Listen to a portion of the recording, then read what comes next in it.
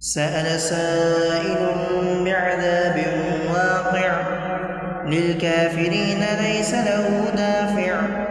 من الله ذي المعارج تعرج الملائكة والروح إليه في يوم كان مقداره 50,000 سنة فاصبر صبرا جميلا إنهم يرونه بعيدا ونراه قريبا يوم تكون السماء كالمهل وتكون الجبال كالعهن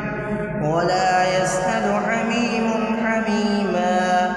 يبصرونهم يود المجرم لو يفتدي من عذاب يومئذ ببنيه وصاحبته وأخيه وفصيلته التي تؤويه ومن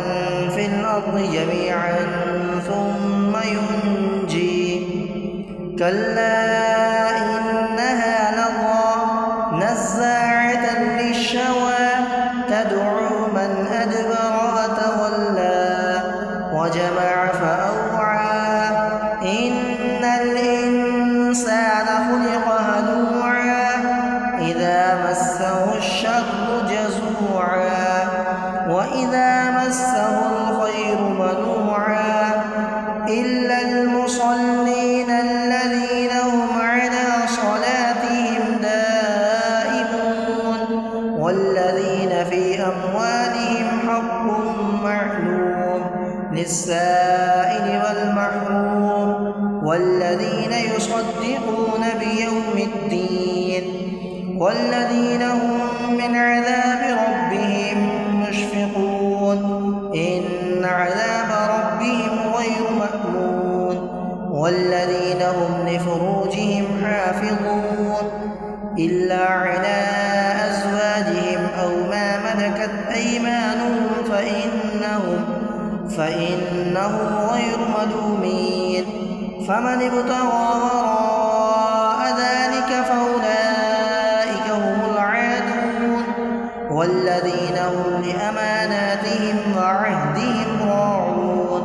والذين هم بشهاداتهم قائمون والذين هم على صلاتهم يحافظون أولئك في جنات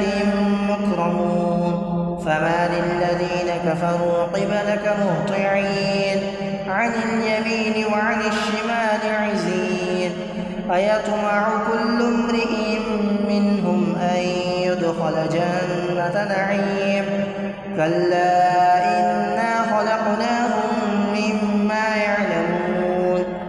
فلا أقسم برب المشارق والمغارب إنا لقادرون على أن نبدل خيرا منهم وما نحن بمسبوقين